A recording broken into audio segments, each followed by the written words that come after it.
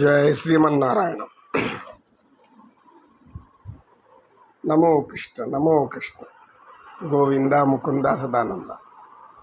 నిత్యం అందరినీ ప్రశాంతంగా ఉంచుతండి. అందరూ చిరునవ్వుతో బతికలగచ్చు. ఎవరికి ఏ కష్టం లేకుండా కాపాడు. హే పరమాత్మ, నీవు తప్ప జాలి దయ కరుణకు ఇంకెవరికి కనపడదు. ఉన్న వారు ఈ చేయలేని పరిస్థితిలో ఉంటారు. కనుక నీవు నీ దయ, నీ కరుణ, నీ ప్రేమ కురిపించు, వర్షంలా కురిపించు. గోవింద గోవింద. నవ్వుతూ జీవించాలి. ఎప్పుడు నవ్వుని చెరిపోవకండి. ఎందుకంటే ఎవరైతే ధర్మ విరుద్ధమైన పనులు చేస్తారో, ఎవరైతే పాప పనులు కూడా ఆలోచించుకుంటా అనేక పాప పనులు చేస్తూ తాము చేసింది మంచి పని అనుకుంటూ ఇది సరైందే అని ఏదో రకరకాల పేర్లు పెట్టుకొని వాటికి తమ జీవితాన్ని ఇలా అడ్డదారుల్లో వెళ్ళిపోతూ ఉంటారు. కానీ లోపల పరమాత్మ ఉన్నాడు, ఆయన వదిలిపెట్టడు అనేటువంటి జ్ఞానం ఎవరికి రాదు. ఎందుకు రాదంటే వ్యామోహం వల్ల మించేస్తుంది. వ్యామోహం అనేది పరమాత్మ యొక్క మాయ. ఈ మాయ నుంచి బయటపడండి, మాయ నుంచి బయటపడండి ఆయనే చెప్తాడు.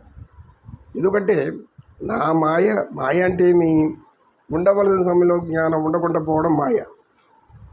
ఒక వ్యక్తి ఒక ఉద్యోగం కోసం ఒక దగ్గరికి వెళ్ళి ఆడ ఇంటర్వ్యూలు అటెండ్ అవుతాడు. అక్కడ అటెండ్ అయిన తర్వాత ఆ ఇంటర్వ్యూకి పోయిన తర్వాత అక్కడ సహజంగా ప్రశ్నలు అడిగేవాళ్ళు ఉంటారు, జవాబు చెప్తారు.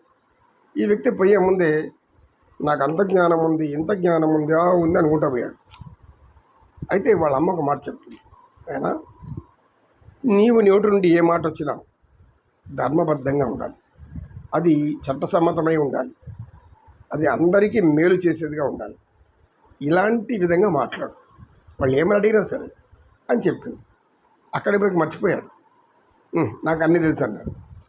అక్కడ ఒక వ్యక్తి, అయ్యా అయినా బాబు నువ్వు చదువుకున్నావు, బాగా సర్టిఫికెట్లు అని చూశారు, అన్నీ బాగున్నాయి, చాలా బాగా చక్కగా ఉంది, నీకు ఉద్యోగం గ్యారంటీ. అయితే 3 ప్రశ్నలు అడుగుతాము, 3 ప్రశ్నలకు సరైన సమాధానం చెప్పాలని. ఏంటి ఆ ప్రశ్నలు? మొట్టమొదటిది, నీవు ఈ ఉద్యోగానికి వచ్చింది దేనికోసం అని అడిగాడు. అయితే ఈ వ్యక్తి ఏం చెప్పాడు, నాకు ధన సంపాదన కావాలి, ధనం కోసం వచ్చాను అన్నాడు. సరే. రెండవది, నీకు ఈ ఉద్యోగం ఇస్తే ఏం చేస్తావు? ఉద్యోగం ఇస్తే నేను ఒక ఆఫీసర్ని అవుతాను, ఒక అధికారిని అవుతాను, ఆ అధికారంతో అన్నీ ఏం చేయాలో అని చేసి పెడతారన్నాడు. మూడో ప్రశ్న చివరిదిగా, నీవు భగవంతుడు నమ్ముతావా అన్నాడు. భగవంతుడా, ఎప్పుడో ఆయన తలుచుకుంటా అప్పుడు తలుచుకుంటాను, భగవంతుడు నమ్ముతావు అంటే ఏం చేస్తాము? కొందరు నమ్మని వాళ్ళు ఉన్నారు, లేరు అంటున్నారు, కొందరు ఉండరు అంటున్నారు. కనుక భగవంతుడు అనేవాడు ఎక్కడో ఆకాశంలో కూర్చొని ఉంటాడు, ఆయనకేం మా బాధలు ఏం పడతాయి ఆయనకి అని అన్నాడు. అయితే అందులో అక్కడ ఉన్న వారిలో ఒక వ్యక్తి చాలా సున్నితంగా పరిశీలించే వ్యక్తి, నీకు ఉద్యోగం ఎందుకు అన్నప్పుడు నువ్వు ధన సంపాదన అన్నావు. ఉద్యోగం దేనికి అంటే నా యొక్క పనికి నేను న్యాయం చేస్తానని చెప్పలేను.